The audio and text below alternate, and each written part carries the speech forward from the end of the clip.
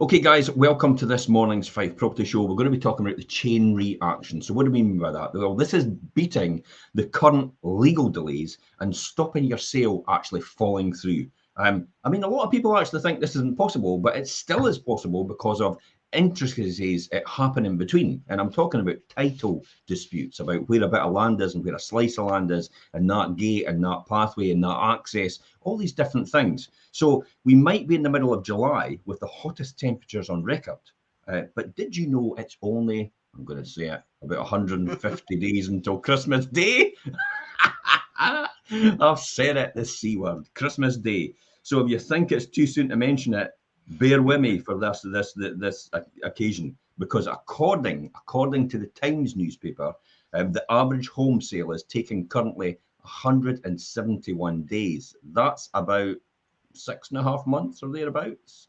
Yeah, 6.5 months from offer to completion. Wow. Now, we talked about this, Andrea, didn't we? However, this could be in Middle England. In terms of Fife, we're probably doing a lot quicker. We're probably doing about the 3 months or something like that. But it still is a case that we need to start talking about this right now, because people genuinely think it's like, well, I'll put my house on the market in October and I'll be in by Christmas. It's not. That's not the case usually, is it? No, definitely not. Well, we'll get into it later, but I'm always surprised when I'm going out to market appraisals and they're like, oh, I got to find somewhere straight away. Like they think because they accept an offer, they're moving out straight away. But once I start explaining the process, what we'll talk about here, they soon realize that's not the case. Good question, Helen. And we're just about to talk about that. I'm glad you said, why is it taking so long then? So thank you very much for prompting us on the show. You could come on next week. So it's basically chains are suffering because of legal delays, overstretched conveyancers, expiring mortgage offers. Nonetheless, many sales can proceed much faster than they do. So you could still be decking the halls in your new home before this year. So chains are a normal and integral part of the moving process as properties scale the property, as people scale the property ladder towards their forever home. They're not to be feared, remember, but chains are only as strong as their weakest link. So whether you're planning to sell already on the market or your sale is stuck on hold, this week's show is full of solutions to those setbacks to keep your move together in the one place. Andrea, do you want to kick us off with the first thing we should really be talking about? Righty-ho. Well, there's three things actually. So one of the things is have control over when you're selling your home and how quickly you appoint your solicitor and how soon you supply them all the information really, really helps. No point leaving it to the last minute. So as soon as your home... So what things can we do then? Yeah, before we actually hit that market? Yeah, as soon as your home hits the market, gather together any warranties, planning permissions, building regulation approvals, and service contracts. Also, complete the property information forms like the property questionnaire for your solicitor, because they have one as well that they go through. It's not just your home report that has one that cover things that's included in the sale, and which boundaries are yours and what improvements you've made and who's currently living at the property. I was actually quite surprised, Andrea, when every single time I go to buy another property from our investment portfolio, how much I have to answer questions all over again. It's and it does take a lot of time, and that then leads me to believe then, a lot of people are actually leaving that process to the last minute and they're not actually getting ahead of the crowd. Hence the reason that's one of the delays. It's not, I mean, I've got a funny feeling we're going to conclude at the end of this. It's not just one little thing. It's a compounding effect overall that causes this problem because it's delay after delay after delay. And you know what happens where, the solicitor gets a pile of papers, he's working on yours there and then, and if he gets a delay, it goes straight to the bottom of the pile. And he takes the next one off the top and it's right onto the next one. And I think that's another issue that could be causing that problem. What else do we need to do then? Yeah, well, make sure even before you're thinking about selling your house, look into finding a conveyancer that's going to be able to do the job for you and agree your price and everything. And supply that solicitor with photo ID, proof of address, And if they request it so they can legally act for you, they have to have that. And, you know, if there's more than one person named on that title deed, they need to have the ID for everybody. It's the bane of our life, Jimmy, isn't it? ID and proof of address. Yeah. It's like even we have to do it before we start the journey, and it's like, oh, can we get the ID and proof of address? It's like, I don't know where my passport is. I don't know where my driving license is. I don't know where my council tax bill is. And it's all these little things. Again, we're compounding to the end. So when you're starting your process and you're starting your journey, when you come on with a estate agent, because the estate agent is usually first in that process, you will need your proof of address. You will need your ID, so your photographic of who you are as well. So ID and proof of address. And you'll still have to supply that to your solicitor. The estate agent can't do that for you. You have to do that in person to the solicitor themselves. So make sure you just do that with the solicitor you've appointed at that time, because more than likely you will have told your estate agent what solicitor you're going to be using. Now, can I just quickly mention, there's a lot of solicitors actually charging double the price, yes, double the price of what a normal conveyancer should do. So your legal fee should be round about anything, you know, if there's nothing complicated in the Fife area, your legal fee should be round about the £1,000 to just over £1,000. They shouldn't be up at £2,000 and £3,000 for legal fees if it's not a complicated situation. So I would be questioning your solicitor if that's the case. Because it's not really value for money, if that makes sense. Now, the reason I say that is because I got a criticism from a solicitor saying, well, what about you guys as estate agents? You charge different fees and you're dearer than one another. But conveyancing is not a dark art. It's a simple process. And I'd say that lightly. Yeah, it is a simple process because it is quite structured and disciplined. It's like, well, that's what you're buying. Is that what you're getting? Absolutely great. We've got a deal. I know there's a lot more complication to this, and the solicitor object to me saying things like that. But it's actually true in that context. So if you can make it really easy for your solicitor in the beginning and say, look, I put my house on the market, they can get their ducks in a row early. And by doing all this while your home is for sale, your solicitor can be ready to draft out that contract pack as soon as you actually accept an offer, potentially shaving weeks off the conveyancing process. So it's the first thing we do, isn't it? So when the people go into the system, Andrea, and in our CRM system, customer record management system, immediately we put the solicitor's name to it. It automatically sends an email with your details as our client out to our solicitor, out to your solicitor or the solicitor you've actually asked us to appoint, and then they will get in touch with you direct, and then start to get all that information together. So when you do get that sale, because if you get a quick sale like that, it's like everybody's having to jump through hoops then. So, and if that's what you want, everybody has to jump through hoops. If you want it later, but at least your solicitor's got their ducks in a row and they're ready to go once you get an accepted offer. And it's not just a case of going, oh, they've got an accepted offer. What do we do now? What do we do now? All right, let's get everything ordered up. It's like, we could have got that done 6 weeks ago. The thing is, a lot of properties are actually selling before they're getting onto the portals. You know, so you have to have everything absolutely ready. I know you keep mentioning ducks in a row. I would say don't get caught with your pants down, really. You know, you need to be prepared. Good analogy. I didn't need to see that on Monday, on Sunday, on Saturday morning. This is actually quite good. It goes in line with what you're saying about a lot of properties are actually selling quickly. Are we seeing an impact on sales due to the crisis in the energy costs? Actually, Helen's asked that. The answer to that is actually I posted in our private group this morning to the rest of the team. The demand for property is exactly the same as it was last year on our websites. The peaks and troughs that we've got are exactly the same as last year and the year before on our websites. So we see the numbers of demand still there. However, the supply coming in is a lot more than usual. So we see it as a temporary issue.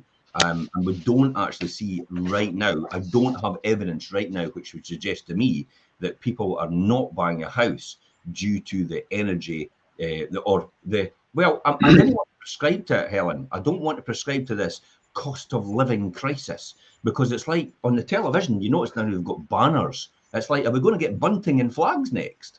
It's like, you know, they're actually making an event out of this, and a national event everybody can take place and take part. And it's like they've been going right across the whole of Scotland. It's like, and today we're in Ely to talk about the cost of living. Do you think the people in Ely are talking about the cost of living crisis? I think most of the people in Ely are holiday homeowners who actually don't bother about the cost of living crisis.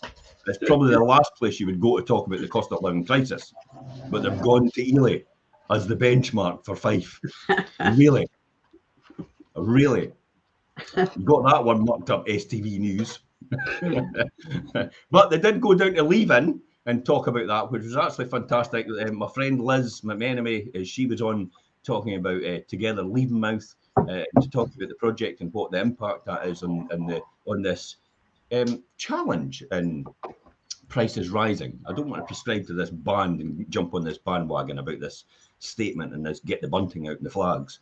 It's a challenge overall, but we don't see right now any evidence to suggest that people are actually taking different decisions because of what you're saying right here.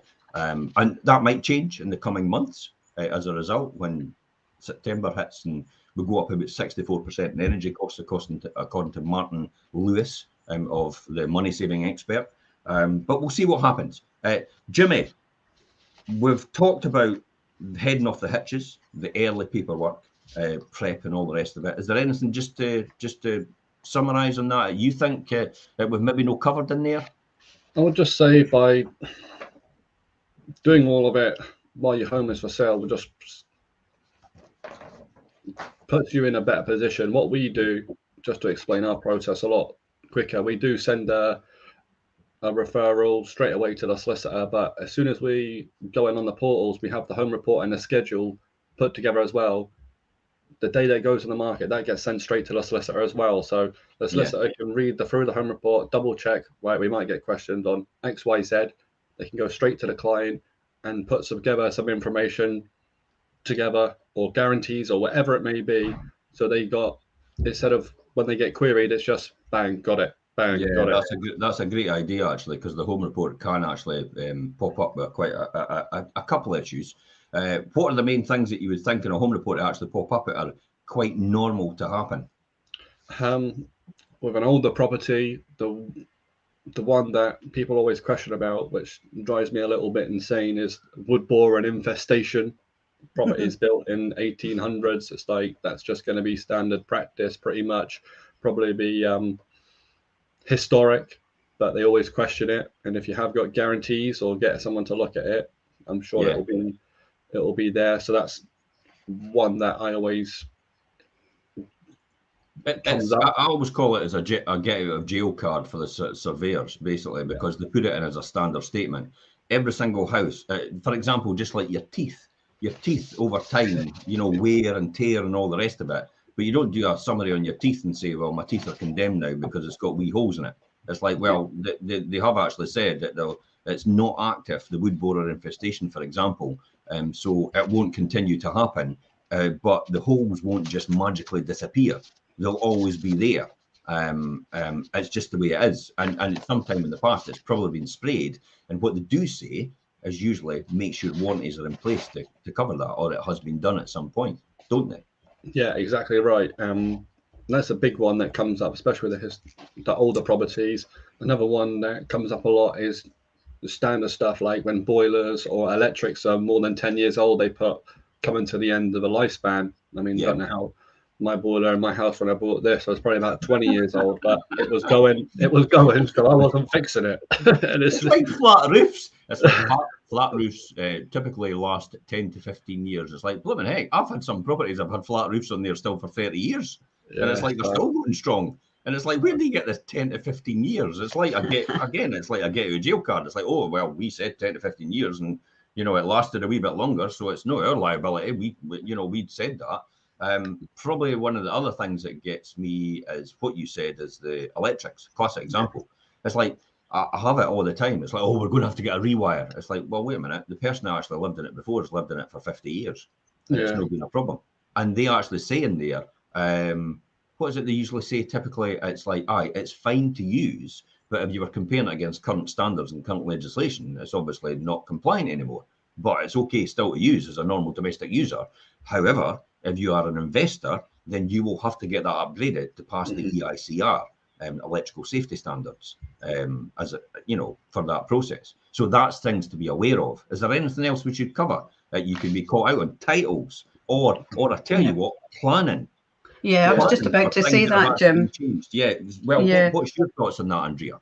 Well, a lot of people will live in a house for a long time and do various modifications to it and not think about getting either a building warrant or proper planning consents, and that gets thrown up when the solicitor does their searches on the title. The listed buildings, especially in conservation area, windows and door changes must have permission. And did you also know that if you live in a conservation area, every single tree within that conservation area has a tree preservation order automatically on it, so you can't just go down and cut down trees. So I didn't hear that. Chop. That had a preservation order on it. Yeah. What didn't you know? Let me get my Evo stick glue and see if I can stick it back together. I spoke to a lady once in Falkland, and she was considering selling at the time. Conservation area, obviously Falkland. I said, "Oh, we'll talk about the property." And I said, "Oh, how much have you spent on changes recently?" She goes, "Oh, I've spent, I think it was like 20,000 on the windows." I said, "How have you done that?" And she said, "My husband changed them all to UPVC and didn't realise it was a conservation area. So someone walked past, said you can't have those, had to rip them all back in and put in sash and case." Timber. Wow. Yeah. So that can happen, can't it? Well, the thing is, you can sell a property with those changes on it, but the buyer has to put it right. So it is, you have to make sure you've done it properly in the first place. And it pays dividends to do your research like this. We've got a property on the market now. She may be watching right now, but she first contacted me, I want to say it was 12 or 15 months ago. And when we were speaking, I realised she had done some changes to the property and she had no planning, no building warrants, etc. And I politely said to her, "Look, there is no point of me coming out right now. Let's get these in place, because that could take a while." And now I think it was a week or two ago we put it on the market. That's how long, because of the backlog of planning and Fife Council and all those things like it is in the conveyancing. That's just how long that process took. And that's where you can get into a dispute about the things like that. Now we have a consultant that actually we refer to make sure he can get letters of comfort and get that pushed through in the various departments, because he used to work in there in Fife Council in the planning. So we have a consultant that does that for them and helps them out with that. And he's absolutely fantastic. The more important one is it can actually be the 11th hour that this could be found out, and then that's where your sale can actually fall through as a result of the buyer then just going, "There's no way I'm going to get that through. There's no way my mortgage company is going to go for that." And then you've waited all these months to get that through, and it's mucked it all up from the very beginning. So it's actually ruined the whole process, and you're having to start again. You've lost all these buyers, potential buyers. It's been in the marketplace for all these months as well, because it's been under offer and it's been sold. This is why I say to a lot of people, if you see a property that's under offer and sold, still inquire with the estate agent if it's one you really, really like and you thought, "I would have loved that one," to say that actually you will still be interested in that if the circumstances change. Because often a property, when its sale falls through, the estate agent will go to the buyers before it actually goes back on the market and say to them, "Are you in a similar position to proceed? And could you make that similar offer? And it could be yours." And that's what happens. You never actually see that coming back on the market. So that's why it's important just to still register with your estate agent. It's got that property when you pass and you think, "I would have loved to have seen that or got a chance to get that." That is the case. The other one is title land disputes. You've got a slither of land. I mean, I could talk about this with ours. When we bought ours, it was another bit of land, plot of land that was bought next to our house from the previous owner, and the title wasn't perfect in terms of the dimensions of that plot of land. Now, we know who owned it, and they were fine with changing that and letting that happen. And they said, "Look, I'm happy to sign a wee letter to say that I'm okay with the slither of land being given up."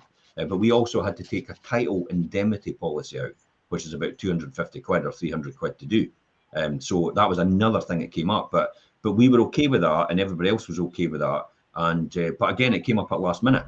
So you've got to watch out for these things. So it's important to actually give your solicitor a heads up and tell them about all this before and give them all the necessary paperwork. So when they do hit the market, that can actually do it. And you're absolutely right, Jimmy. Great advice. Make sure the home report is given to the solicitor as well early on. So the solicitor can actually look through your home report to see if there's any issues going to come up, which will actually cause a problem later on. The last thing a solicitor wants to do, to be honest, and I know they leave the, there's criticism of solicitors leave everything to the last minute, but it's because they don't know about it. You've not told them, and that's why it's had to be left to the last minute, because you've not said a word. They're not a mind reader. You've got to tell them and give them as much information as possible so they can get it over the line for you and work on your behalf. So the more you tell them and the more you communicate with them, the better they'll get at doing their job for you. That's what it's all about. It's not a dark art. It's not something that they've got to then get a crystal ball out and wonder what you're going to say next. Keep communicating with your solicitor. I know sometimes it's no easy to get through them, but then it is still the fallout from the 2 years that we've gone before, and the fact that they've got backlogs still, and they've got lack of resources, lack of supply. There's out there it's difficult to employ people. Every industry's got it, including us. And it's the same for the solicitors as well. It's difficult for them to employ as well. Anyway, just on that quick note, can I ask everybody, I've put in the notes in the comments here in this post, our YouTube channel link. Please take time to subscribe to our YouTube channel. When we get over 1,000 users, we can actually monetize that and actually get contributions to the adverts, which can actually go to our charities. That's all we're doing it for. So if you can subscribe to our YouTube channels, we get a bit of money for it. We give it to the charity. That's another way of raising money for our local communities.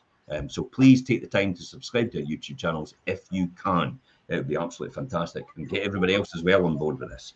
Okay, the next steps for this is investigate the chains above and below. That's probably important as well. Given the current logjam and the conveyancing times, it's worth digging deeper into where things stand and each link in the chain to where you get involved. Okay. Now, it's key that you actually do that for that process. But remember that not every offer is equal, and there's more to it than just the price and your buyer's finance. Before agreeing the sale, get your agent to thoroughly check the chain above and below, depending on where you are in that chain, because it's important. I mean, we do this all the time. Well, how are you going to be buying? And where are you getting your money? Oh, well, I'm selling my house. So where's your house about? Well, my house is in England. Chuckle, chuckle. It's like, there's no way that's going to conclude easily. Completely different system from Scotland. It's like the Wild West down in England and the conveyancing system. It's like, it's as good as just saying you've not even got your house on the market, to be honest. So you have to wait till it actually gets over the line at that point in time. So it's about your houses in England. That's going to be a big one. We're going to have to then say, okay, so who's buying your house and what position are they in? And then speak to all their different agents as well to make sure that this chain is actually going to keep together if we actually do it. Because as we said before, you're only as good as the weakest link. And if the weakest link hasn't really got their mortgage in place and they're still fumbling about at the very beginning, that chain's not going to happen on time. So it's important to make sure that actually happens and check the chain all the way down as well and identify potential delays. This is called critical path analysis for the mathematicians out there and the linear programming people. So critical path analysis, it's really important to actually do that and make sure you know what the issues are and what's going to be the critical path and the issue to get resolved at that point in time to allow all the other points to flow. Do the same for the property that you want to buy. Sometimes buying a home that's under construction could be behind schedule. Lochie Homes in St. Monans, that's the same thing. But the great thing is all our buyers for the Lochie Homes and our sellers made sure that they kept in touch with Lochie Homes and kept up to date with the times. They then communicated that to us. We were then able to communicate that to our buyers for their house, and therefore everybody was happy. No one fell out with everybody. Everything went through. Everything happened seamlessly.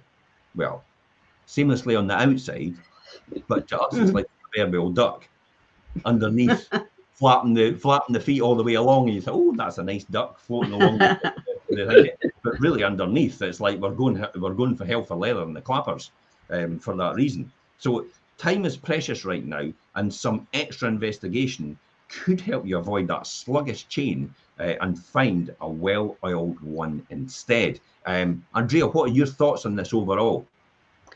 I would say that you need to keep really on top of that, not only your own, what the property you're buying's chain, but your own one as well, because you just don't know. I do recollect a sale almost falling through because there was a chain, and one of the buyers, their mortgage offer ran out. It exceeded its time, and they had to reapply for it again. And their circumstances had changed. They were now no longer in the same job that they were in when they got their mortgage approved.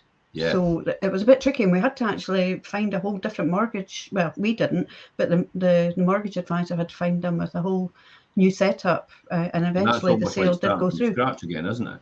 Yeah, yeah. Because you do get, I think you get 3 months.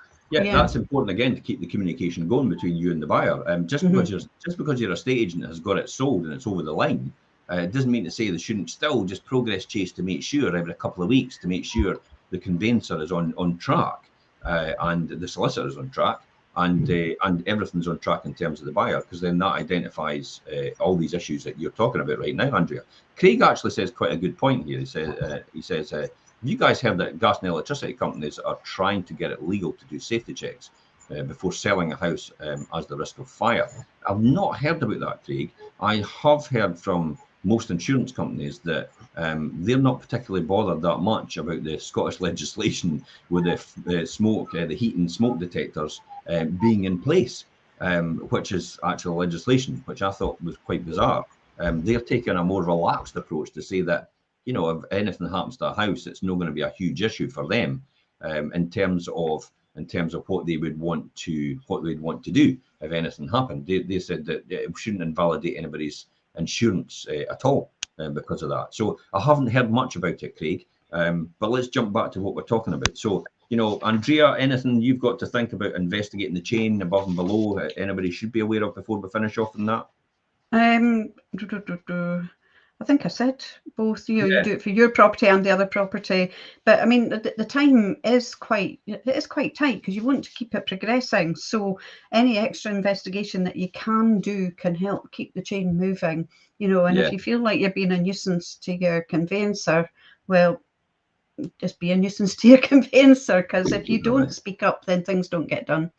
I often say a lot of sellers that come back to me and go on about the solicitor that it really is the wheel that squeaks the loudest gets the most oil, and that always rings true with me. You know, it's a restatement I've always stuck to. It genuinely is the wheel that squeaks the loudest and gets the most oil, because however, there is a point where you become to the point where you're actually totally obsessed with contacting your solicitor or whoever it is, and then over a period of time, all that time that you've been contacting them, they could have got the job done for you. So you know, there is a point where you when they say they're going to do the job, leave them to do it and let them do it, rather than keeping continually contacting them, because the time that you're contacting them all the time is the time you're eating into that they would do the job anyway in the first place. If that makes sense. Yeah. No, I agree with you there, but there is, you know, maybe if it's going to take 3 months, you want to hear from them with an update at least of how things are progressing, rather than just waiting for the letter to drop. Because you don't know whether your letter's maybe gone missing in the mail. You know, there could be something important that needed signed and it just hasn't got to you. So I would always check up.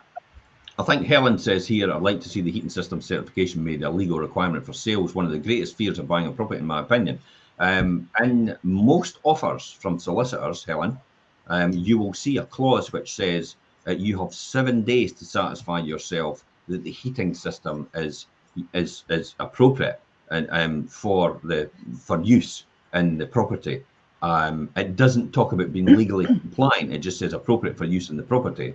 And you've got 7 days of recourse once you've bought the property to actually go back to the solicitor and say there's a problem. But I understand, and I agree with you that there should be some sort of sign off from a heating engineer to say that the system is legally compliant and able to use. Most of our landlords will have that. Every single one of them will have that when we sell an investment property. We actually do get quite a lot of quite a lot of homeowners are actually getting that done before they sell a property anyway, as part and parcel, just to say the. But more than likely, what they do is they just come to us and say, "Look, the heating system's been serviced." But to be honest, if the heating system's been serviced, then the engineers obviously signed it off, because there's no way that they'll leave a heating system serviced when it's not legally compliant, because it's their duty under the law to actually condemn the heating system and actually until it's actually made safe. So the assumption is it will be made safe regardless if it's been serviced, if that's the case. Probably the next one for me is check your conveyancer's ability to perform. This is a big thing, isn't it? Andrea, what's your thoughts on this? Well, before you appoint your solicitor, you really need to check out a few things to ensure that you don't get lost in the crowd at an overworked firm. So even if they've got a glowing recommendation from past experience of friends, family, or your agent, don't be shy to ask about these three things. What their existing workload and current capacity for new business is like. Now isn't the time to fall into an overstuffed case. There's too many clients in return for a cheap fee. And there's nothing wrong with asking that, is there? I mean, any conveyancer or legal person, or even a estate agent worth their salt, will actually say to you, well, this is where we are right now. We do have a bit of backlog, or we're maybe not getting any backlog. We're okay, we're fine. But be honest and upfront. Don't just walk into this blindly and just assume that the person's going to be able to do the job, because that's then, you know what assume is. Well, you just break it down. Ask of you and me. That's what assume means. So don't assume. Make sure you actually ask these questions. You know, what's your workload like just now? You know, how likely is it if I get an offer tomorrow, will this proceed okay? And then just see what the response is. And that gives you a degree of comfort at least. And at least you're qualifying them, and they're almost like hung by their tongue, if that makes sense. I mean, there's often I hung myself by my tongue anyway. It's like when I go into a market appraisal and say, well, yeah, okay, we've got this and we could do that and we could do this and we could do that. And I walk out there and think, God, hung by your tongue or something. It's like, so I do that to myself, but I expect that of myself. Whereas, you know, if you don't ask anybody about what their workload is like and their current capacity for new business, then your assumption could not be their reality. And then there's a mismatch there when it actually comes to getting that over the line. And you're thinking, well, why are you not getting this quick enough? Well, we've got a huge backlog and huge workload. And the reason for that is because of this, that, and that. And you're kind of thinking to yourself, well, if you told me that in the beginning, I would have gone somewhere else. So that's what you've got to watch out for, definitely. So make sure you watch out for that. What's the next one you would think about, Andrea? Well, you would also, I mean, how they communicate and whether you have direct access to your conveyancer, or do you have to go through a whole pile of other people first that can't answer that question that you need the answer to?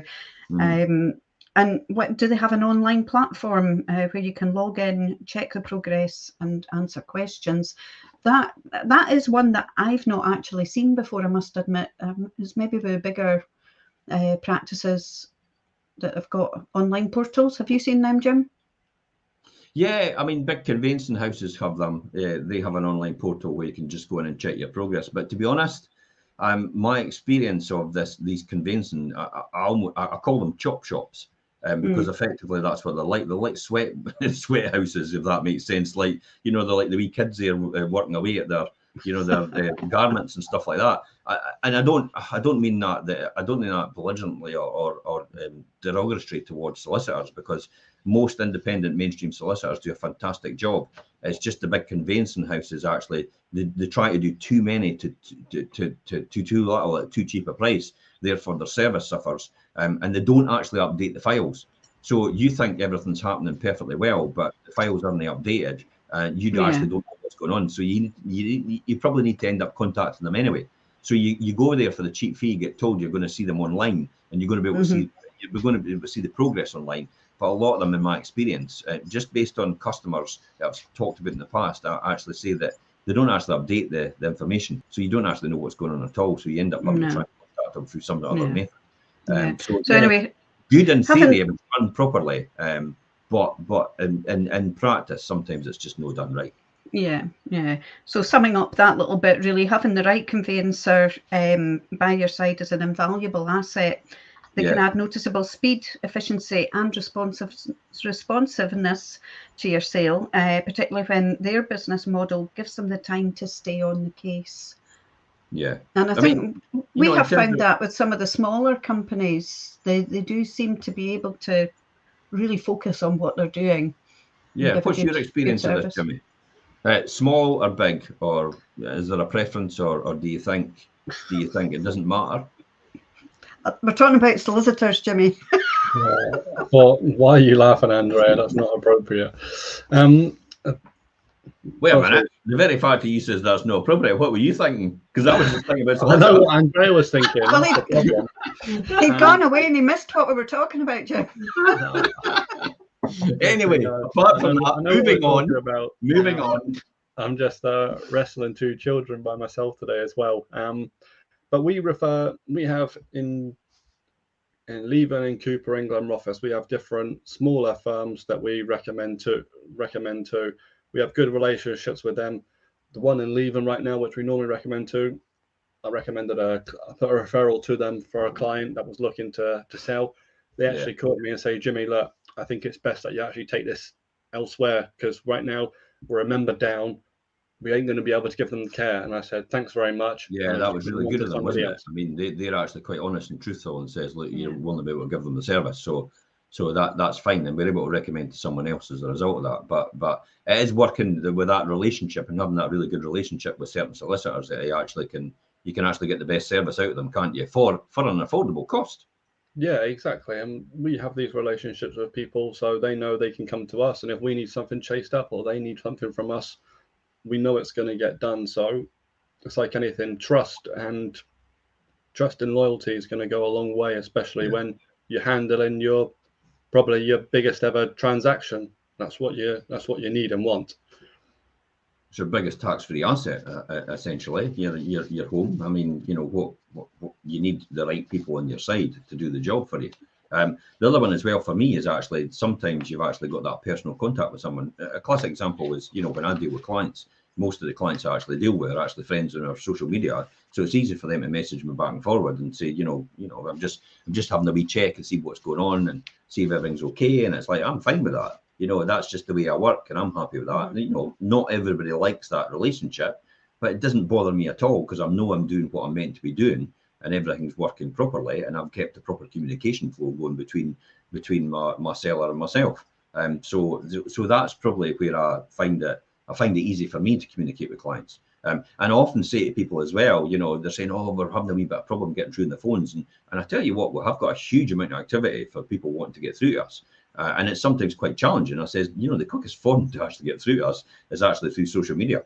Actually just go straight onto the website and go on Messenger in the bottom right-hand corner. And you'll get a quicker response than you will. Because the reality is, it comes up on my phone. So when it comes up on my phone and it comes up on everybody else's phone, even though it's after hours where you kind of get somebody in an office answering the phone, you've still got that capability of getting through to us that way as well. So this has become, dare I say, to me anyway, just part of what I do in terms of it's almost like it's just part of what you do day to day. I suppose it's just you.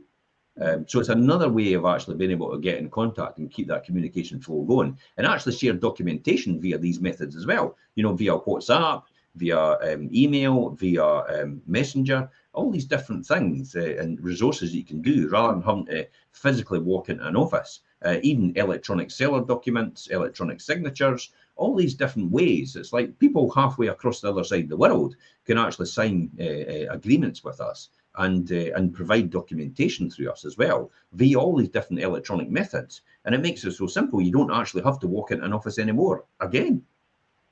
It's really speeded up, certainly for the overseas sellers. It's speeded up the process so much, being able to send a document electronically. Before we would have had to post things, surface or airmail, and then wait for it getting signed and coming back again before we could proceed.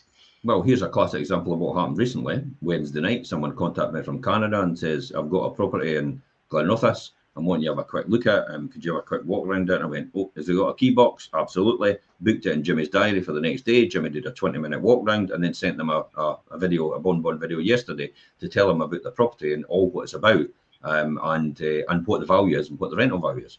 How quick could you get that if you were a Spanish resident? That would be mañana. That would be like 3, 4, 5 weeks for now. And yet, literally, that was done. That was done within 2 days, 48 hours from actually contacting us on our messenger service to actually getting the valuation and the valuation for rental value as well, and the assessment. And they're in constant contact with us now as a result of that. So how simple is that? And the processes that we're doing, it's making it so easy for people to actually do business and get business done for them. And that, I think, using all these different resources, don't just stick to telephone and rely on that. Use the other means and other methods of communication, because they're often the quickest and most efficient now, because there's millions and millions of pounds being put into technology in order to make these things seamless. A lot easier than it is actually talking on a telephone now.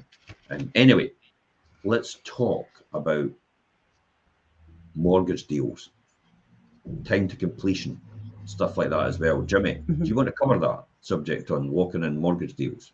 Yeah, I would say locking in a longer mortgage deal with the time to completion now longest on record, actually. That's amazing. I mean, even higher than during the boom.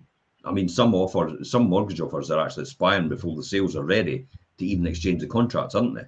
Yeah, exactly. And well, I'm telling people, when I first joined the company, we were looking around about 6 weeks from offer accepted to complete, and now I'm telling people you're probably looking at 12 to 15 time we get the mortgage and the backlog, etc. So that just tells you where we are, almost double, if not a little bit longer than we were 4 years ago. And with changing interest rates, it can be frustrating to lose your deal. So it's wise to explore the flexibility of the lenders right now. Yeah. So what can you do to do that then? Well, if you haven't yet submitted a mortgage application, look for longer expiry dates as well as competitive interest rates to see which loan can give you more leeway if you hit a delay in the purchase or the sale. Yeah. And next one would be, I'm thinking, is if you already have a mortgage application going through or you've received your mortgage offer, see if you can get a written extension of the expiry date now to keep your interest rate deal. This is actually quite important, isn't it? Because I remember, and I'm not going to cause any similarities here, because there is no similarities between the credit crunch and now. It's completely different. We did that on another show and showed it was like night and day. But in the credit crunch, it did cause a problem with the delays, and that's what everything started to fall over. Mortgage offers started to get withdrawn because of the timescales involved. And that was one of the contributory factors to the problem and the issue. So what else could you do then? And the last one would be, I think, ask your agent to encourage everybody in your chain or someone who's looking to make an offer on your property to check their expiry date of their mortgage offer and see if their lenders will extend. We actually had an offer this week on a property in Glen Rothes. They said they were a first-time buyer. I said, that's great. I said, you got your mortgage in place? She said, yeah, we did it a couple of months ago. I asked them if they wanted a referral. Go back and check. And then I said, well, can you make sure that if you're telling me you're really interested in this property before you've even seen it, can you just double check before I book you in that that you've got it in place and you can still proceed, because I don't want to get my clients' hopes up. And if you go and see it and then you retract from an offer. So we got that in place. They did see it, and they managed to make an offer and secure the property. So it was all. I mean, that's better to be soul destroying for a seller, possibly to get somebody to walk in the door and then sit and say, I'm going to, I'll make an offer. Let's do a deal. And we've done it. And then, almost 24 hours later, come back and say, oh, my mortgage lender's withdrawn my offer because, it was a couple of months ago they offered it and my circumstances have changed. And I'm like, oh my God, why was that no checked in the beginning? And you've just explained, that's why it's essential to make sure so you don't get that euphoria about, I've sold my house. And it's like the next minute, 24 hours later, it's like, well, I've not sold my house because the agent didn't check. Yeah, and I would just like to pointing this out for all buyers there, especially if you speak to anyone in our office. We ask these questions all the time, and it's not this is actually quite why it's important, and you're going to talk about this, and I'm sorry to steal your thunder here, but this is why we ask solicitors even as well, isn't it? It's like, so when somebody comes up, and a recent one we had, they've got inheritance they're getting, and it was slightly more than it was, let's be honest, it was about 5,000 more than the current offer that we had on the table, but they're getting an inheritance, so they're definitely going to get it. And it's like, okay, so prove it where that inheritance has come from. Get your solicitor to contact us and tell us that inheritance is definitely on its way and it will meet the timescales for our client, before we take that to the client and say to them, by the way, we've got another offer that's higher. And it's because it's just pie in the sky at that point in time. So it's all about the qualification process and making sure that's proven before we actually introduce that person into the mix. Because then again, it's like, it could even throw the other person out and say, well, forget it then. I'm no offering then. Take your, it's like, I'm taking my ball back and I'm going to play somewhere else. But you're too late. You've lost your other buyer as well. All because your estate agent or your solicitor didn't qualify that person to make sure they were in the right position and they could actually prove it without actually just taking their word for it. Yeah, and that's what I was about to say. So I just target the buyers, but say discuss to buyers if there are buyers out there that are watching. But I do it to solicitors, I do it to estate agents as well. If it's going to affect my client, I'm not doing this because I don't trust you. My goal is to get my seller to their dream home. So I need to ask you these questions because I don't want to be the one letting these people down. So it's not because I don't believe you. I need to give them the facts. It's not only going to help you if you tell me the truth and it's all in a row.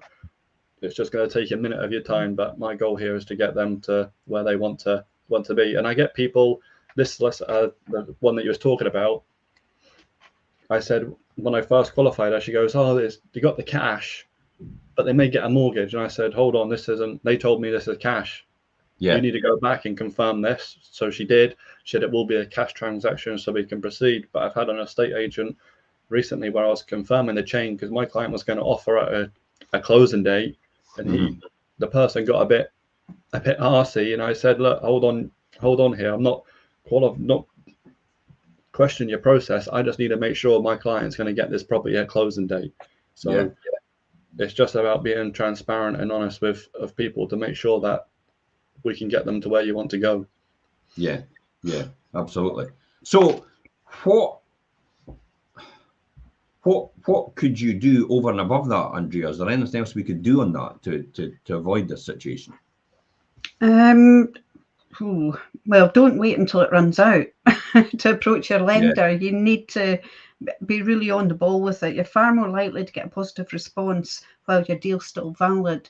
So when you go, if you want to see a house and you approach the estate agent to get a viewing, they are going to ask you all the questions about your ability to purchase the property if you like it. Don't go in there with a blank look when they ask you, have you got your mortgage in principle and agreement in principle? If they say yes, you will be asked who it is with. So know who it's with, because it's good for us to be able to check up on those things. If you don't know who your lender is, you probably don't actually have a mortgage in principle. Yeah. I've had buyers recently as well to give themselves the best chance. I'm not saying everybody needs to do this, but they've been sending me there and attaching their mortgage in principle because they want these properties. So these people are not leaving anything to chance. They're trying to show and prove that this is what I've got. This is what I'm willing to offer. This is the chain. Let's try and get a deal done. And that's what it is. So it's all about making sure the mortgage deal is in a proper place as well. But the next one I want to talk about then is, what if your buyer reduces their offer? What can you do about that? I mean, that is classic. I mean, this happened in the pandemic, didn't it? Where the buyer started turning around saying, "Oh well, there's a crash coming. I've decided I'm trying to reduce my offer." and I'm like, jog on. It's like, that's no happening.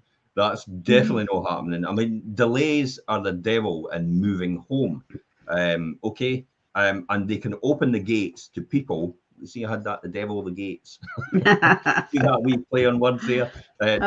People having a second thoughts over their choice of property or the price they're actually paying for the property as well.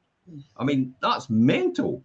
But you your move can survive in that process. And a conversation can often help someone avoid a snap decision they'll regret later. So it's still up to your estate agent and solicitor to make sure this process goes seamlessly in order for you to maintain your price point and actually avoid that uncomfortable situation of your buyer trying to reduce the price at the last minute.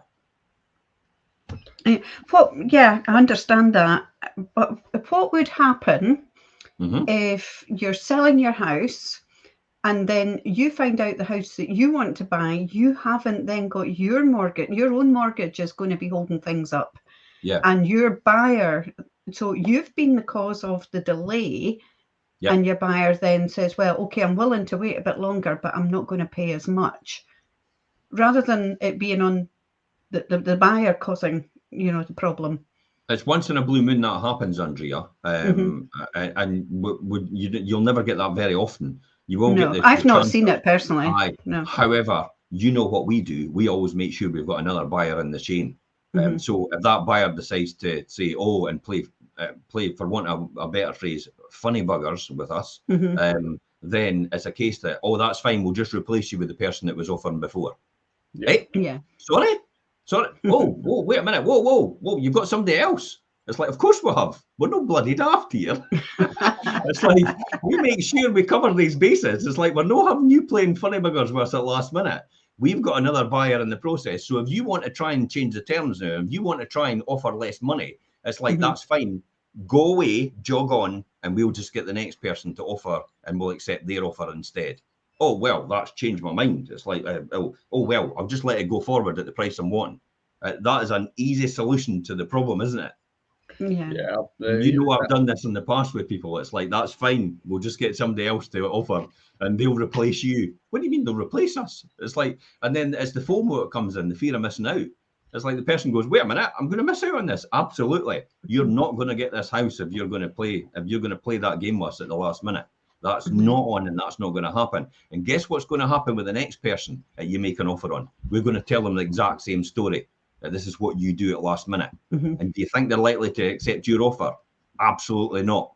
So don't ever do that. Don't ever play that game with a seller and a buyer in that situation. That is not the right thing to do. Your seller, if you've got a really good estate agent, they've got all these bases covered and they can see this coming and they've planned for this coming.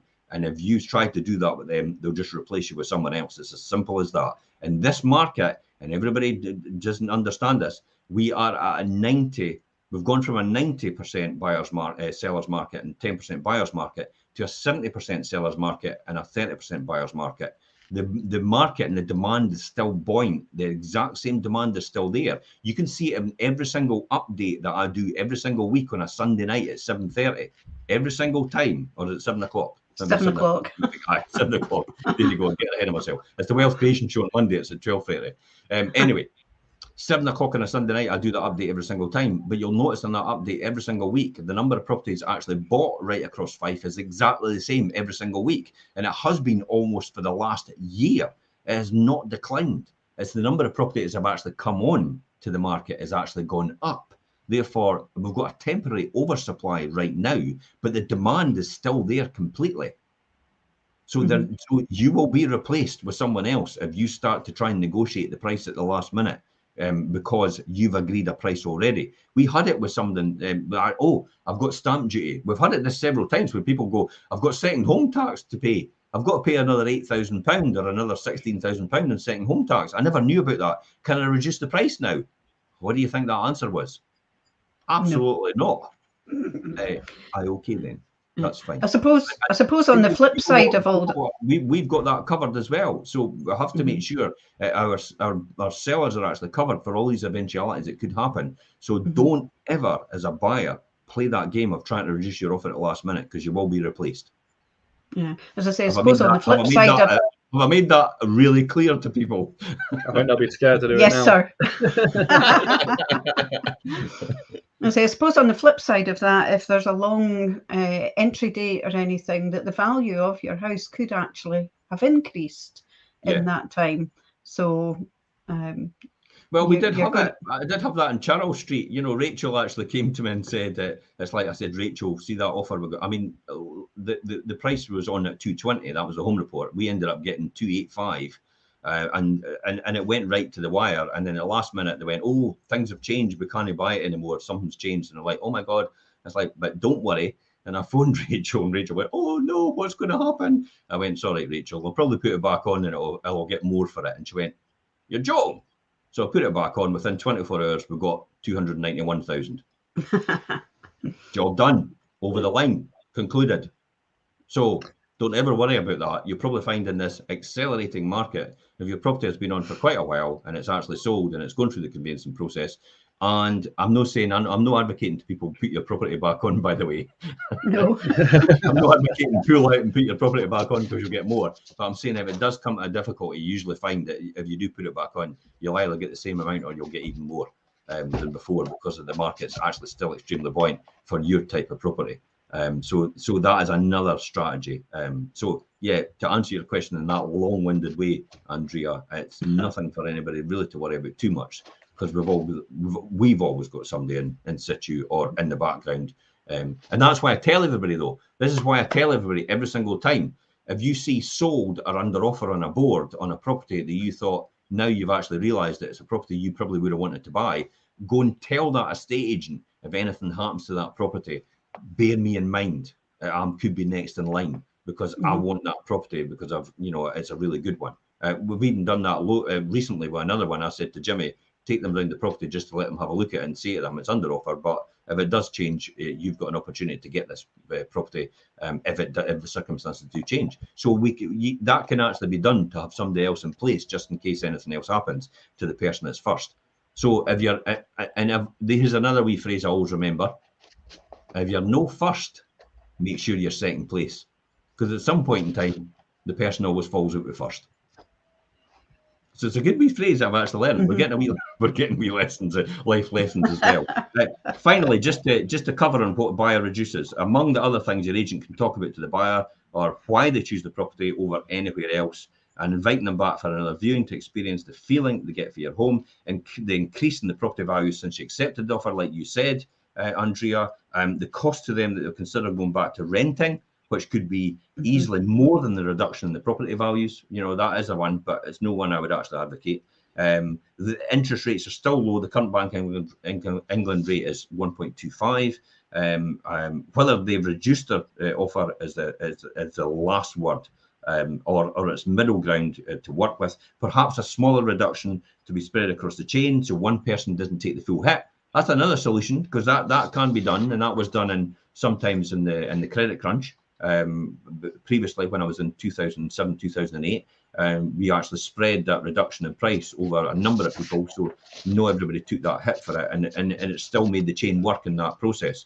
There's usually always a compromise, remember, to find somewhere, and there's a great agent that can truly save the day.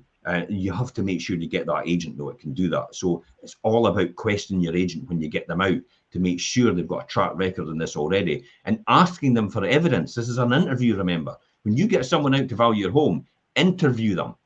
Ask them the questions you would ask them as a job would do. Interview them. What's your track record? Show me the evidence. Show me what historical successes you've had in the past. Go in line with what you're currently telling me right now. We sell the most properties in the area. So what? Do you get the most money for your properties, like? That's the most important question. Not how many properties do you sell in the area, how much do you achieve more over the home report value or more over the asking price, and how much percentage of properties do you actually sell over the asking or over the home report price? Because we can actually have all these statistics and they actually say all them. So that's the things. And remember, if you do have to part ways with your buyer, there are many more waiting in the wings to move back on you on track before it's all over. Just to finalise here, what's your final thoughts on this, Andrea? Be prepared. Get your solicitor in place, get all your documents in place, then get your property on the market and let the estate agent deal with it. Yeah, quickly for you, Jimmy. Preparation is key. Homework is key. Just trying to make the whole thing as seamless as possible, and be honest and upfront with not only your solicitor but your estate agent to make sure that you can that you can make this as seamless as possible, because it's gonna. I would agree with that completely, Jimmy.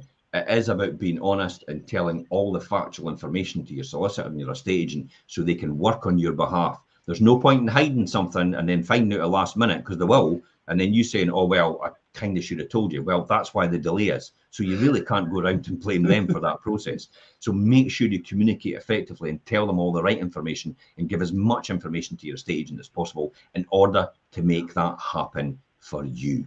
After all, that's what it's all about. We are there to make life happen for you and for you. That's the key. And until next time, guys, and next week, for next week's Fife Property Show, it's bye-bye from everybody here. Bye-bye, folks. Bye-bye.